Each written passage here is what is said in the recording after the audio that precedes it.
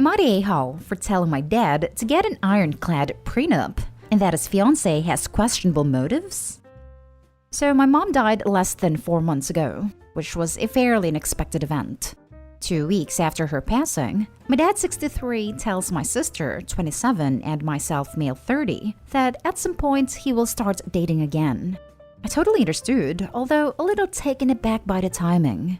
The only thing I tell him is that he should wait a while before jumping into anything serious. He agrees and says that he wouldn't really consider dating someone for at least a year. Fast forward 3 days, and he informs me that he has reconnected with his high school sweetheart and have reconnected as friends. Still no issues on my end so far. 2 weeks after that, my sister, who lives with my dad, she helped take care of my mom, informs me that my dad and Carol, his high school girlfriend, are on the phone all the time with each other, texting all day and emailing. Also, Carol has made it clear that she wants to marry my dad, and that he is going to spend the weekend with Carol and build some bookshelves with one of her sons, who is my age. Needless to say, he's basically been spending every day he can with Carol and her family. My sister has been extremely against this whole ordeal and vocal about it. I have been against it and tried to tactfully express my concerns. Fast forward to this past Sunday, the day which we spread mom's ashes. My dad, my sister, and myself meet up for breakfast. He decided that it was an appropriate time to tell us he is getting married to Carol in March. To which I responded by saying, then you better get an ironclad prenup, because nobody in their right mind or with good intentions would start dating someone who's been a widower less than a month, let alone marry him within a year of his wife's death. I also won't be at the wedding. I don't want to meet her or her offspring, and that this entire relationship between you and Carol is not only disrespectful to my mom, but also make me question how much she even loved mom in the first place. Considering after your dog died, you said you wouldn't be ready for another dog for years, yet mom dies and you're ready to marry in less than a year? He was hurt, and the rest of the morning was quiet and awkward. Afterwards, I get texts from my grandma and aunt saying that what I said was cruel and uncalled for, and really upset my dad. So please Reddit, I need to know, am I the a-hole? Now for the top comments. If you were calm and factual, not the a-hole. You raised several very valid points. And maybe it was stuff he needed to hear. I can't imagine the pain of losing a spouse, and he may not be thinking clearly. Stand your ground. I was calm the entire time. I've expressed several times to him that I know he is in pain, that he is on completely foreign ground, and is grasping at anything to bring him comfort.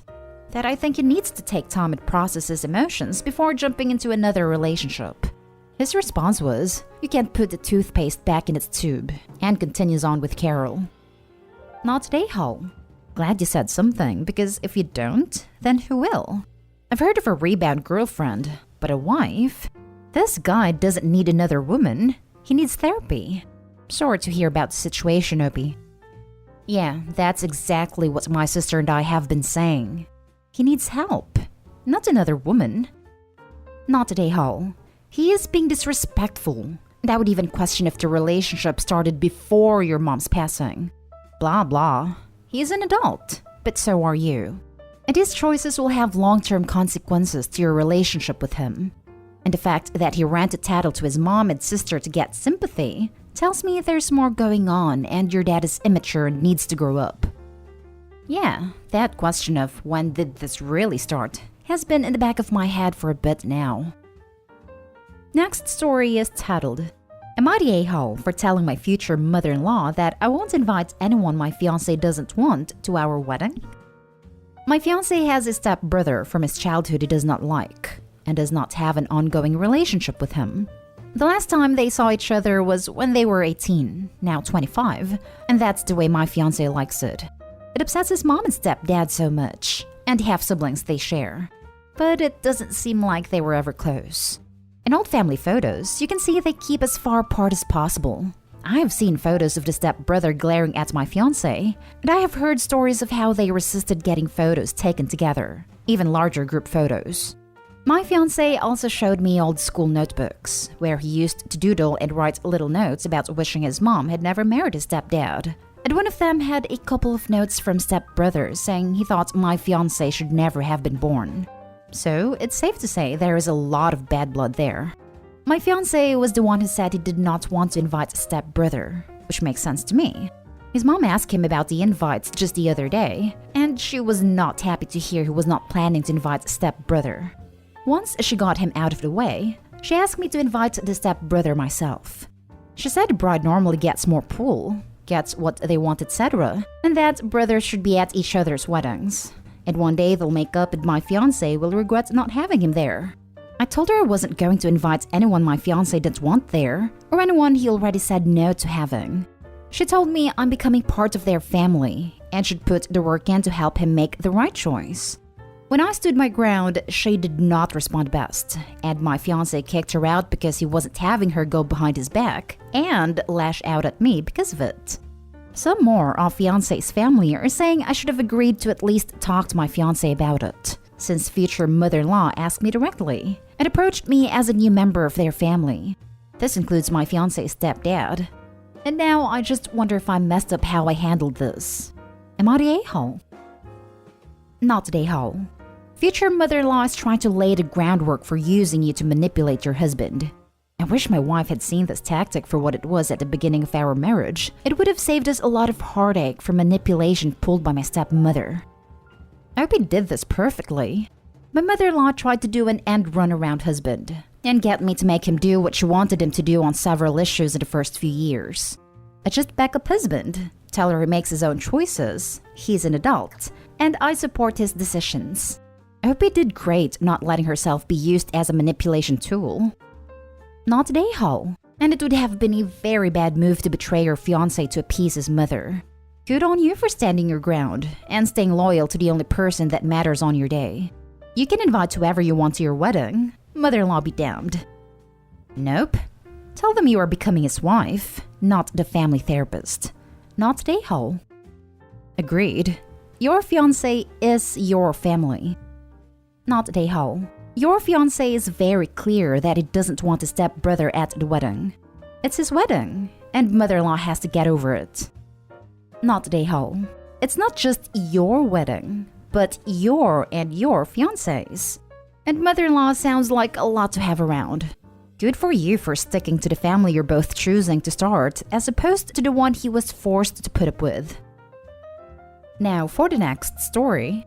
Am I the a-hole for flaunting my engagement at a wedding? This happened a while ago, but I'm just curious to see what people think of this situation. My boyfriend and I, mid-20s, attended a destination wedding in Greece. He's friends with both the bride and groom. They aren't super close, but obviously close enough to warrant an invite. We decided to turn it into a 10-day vacation and spent days 1 to 5 in Italy and days 6 to 10 in Greece. The rehearsal dinner was day 8 and the wedding was day 9. We got engaged in Italy on day 2. We posted an Instagram photo as an announcement and enjoyed the rest of our vacation. At the rehearsal dinner, 6 days later, our friends congratulated us and asked some of the usual questions, including asking to see the ring. We never broached the subject ourselves. We only responded to question if asked. We were careful to keep it short and changed the subject quickly to avoid too much attention on us. So we only really talked about the proposal to 10 to 15 friends out of 125 plus guests. The next day at the wedding, we spoke to very few people about it at all, less than 5 I'd say, and changed the subject ASAP. I later found out that the couple was furious at us for flaunting our engagement during their wedding and stealing their spotlight. Apparently, we should have waited to post on Instagram until after their wedding, and I shouldn't have worn my ring to the wedding festivities. I felt horrible, because we really did avoid talking about the proposal as much as possible, without being outright rude to those who ask. I guess I could have not worn the ring or posted though. Honestly, I didn't think about that, but maybe that would have been more polite. So what do you think? Am I the a-hole? Now for the comments. No a-holes here, but in your shoes, I personally would have waited. Obviously, it isn't the same thing, but I remember an episode of The Crown mentioning that Princess Anne couldn't announce her engagement until after the Queen gave birth, or something along those lines. I think the same general protocol would hold for etiquette's sake. Don't announce it while at the wedding or related events. I'd say on the wedding trip counts as related. Not an a-hole though, because your life doesn't have to revolve around someone else's, and while you drew a different line than I would, You seem to be generally respectful and circumspect. I think this is a fair answer. The line I drew was the wedding trip, but I thought of it more like Greece was the wedding trip, Italy was our own thing. I guess at the time I thought I was doing everything I could to be respectful within reason. But from the answers here, it does look like I could have/should have done more. I'm going with no a-holes here over everyone sucks here. Your friends getting married can't expect a moratorium on engagements for weeks around their wedding. And it's not like you got engaged the day or two before it. But at the same time, since the wedding rehearsal was the first time you were seeing your friend group since being engaged, it became a de facto engagement party with everyone congratulating you. It also sounds like you did talk about your engagement even though you didn't initiate and not just say thank you and steered conversation away from it. Ideally, back to the couple who had paid for the event you were at. And on their side, I can see being upset at your wedding hearing people talk about someone else's engagement even if it wasn't everyone. It was your friend group, which for a lot of people are more important than a ton of family members you see once a year. So I totally get why they were upset.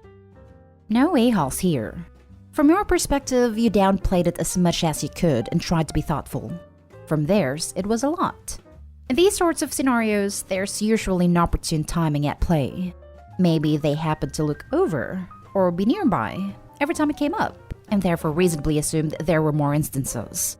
Maybe it dominated a lot of their interactions with other people. Whatever the case, it's the inherent danger of sharing big news right before another's big day. You can't control timing, and others' actions are chatter, and there's a good chance that even with minimizing it, it still becomes a lot. Not the a-hole. The idea that no one can have anything exciting going on in their lives in the months leading up to a wedding so they don't take attention away from the couple getting married is really annoying. Hey brides and grooms, people literally showed up just to celebrate you. They are happy for you and think you look amazing on your special day. That's all that you get. No one is required to stop getting engaged or stop having babies so that you get all the attention. Last story. Am I the a-hole for not telling my fiancé that I'm a father until I knew for sure? I, 30 male, am in an unforeseen situation and feel like the people I know in real life are too close to the situation to give a less biased perspective and have come to Reddit. First off, I am the type of person who doesn't like troubling others with potentially negative and/or life-changing news until I have all the facts, and preferably get all my ducks in a row. I feel like wasting someone's time and causing unwarranted stress can be an a-hole move. Now on to the story. 6 years ago, I found out that my then girlfriend was cheating on me. The lease in our apartment was up for renewal, and I had gotten a job offer in another state. So instead of fangirly confronting her, I ghosted her. Told and asked my family to block her, which they readily did, and then blocked any mutual friends who encouraged me to reach out to her. Sent a message to the side guy that he could have her, and that I wouldn't be on social media anymore. Although after about 2 months, I was back on with new profiles. I was upset for a while, but did move on, and I'm now engaged to my girlfriend of 3 years. Life was going great for me until, out of the blue, I was contacted by my ex, who told me that I have a 5-year-old son. Obviously, I called BS and blocked her, but she managed to get a hold of my sister and she convinced me that a DNA test would be best. I unblocked her and said that until the DNA test proved I was the father, I wanted no other contact with her. I told my fiancé that I needed to go out of town to handle an unexpected family issue and that my sister would be coming with me. Since my sister was coming, my fiancé didn't ask for details and the DNA test was done.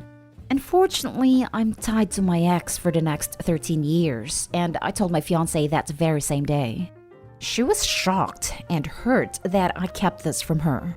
However, I explained that I didn't want her to worry for nothing if the kid wasn't mine, and that I was just trying to protect her. I understand that my fiancé will need time to process and reevaluate things, and I'm giving her space. Although now that everyone is starting to find out that I have a son, some of them are saying I'm the a-hole for not telling my fiancé sooner. I honestly thought that I was doing the right thing, but am I the a-hole? Edited to add, because I keep seeing this. 1. I ghosted my cheating ex because I didn't want to hear her excuses or see her cry. I didn't want to give her any more of my time, and a part of me took some satisfaction in thinking how she was going to struggle with the rent now that I was gone. 2. Between my ex contacting my sister and me telling my fiancé, it was about 9 days.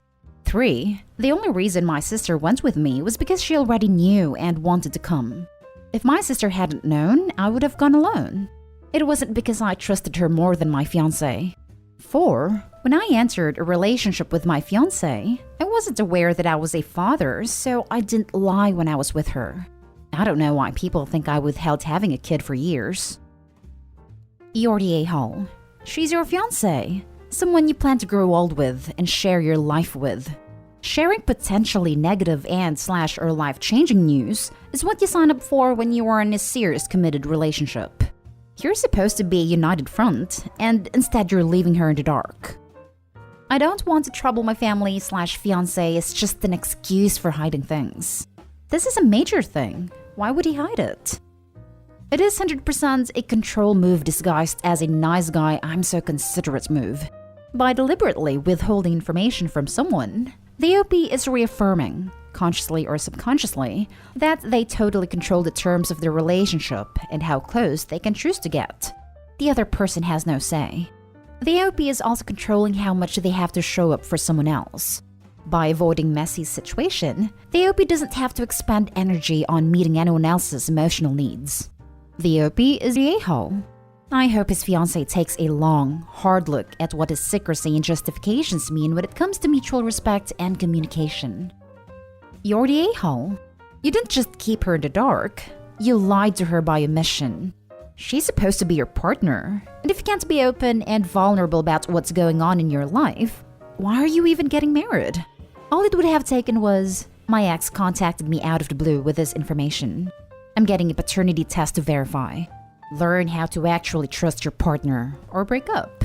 Don't tie someone to you if you can't be honest with them. She has every right to be hurt and upset that you basically let her know you can't trust her or be open with her.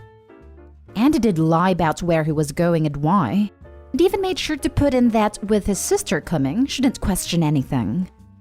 You're the a-hole. You continued your relationship under false and self-serving pretenses.